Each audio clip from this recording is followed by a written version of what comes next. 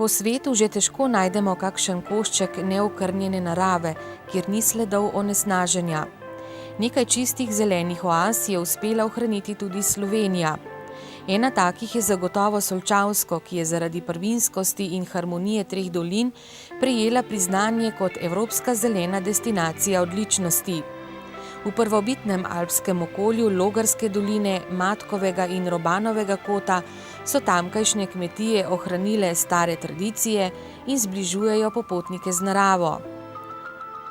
Zeleni klub Kompas GATV želi vsem ljubiteljem naravnih spomenikov približati počitnikovanje na okolju prijazen način, zato vas za prvomajske praznike vabi v to ledeniško zeleno dolino slapov. Razlogov, zakaj zelenim klubom potovati na Solčavsko, je torej več kot dovolj.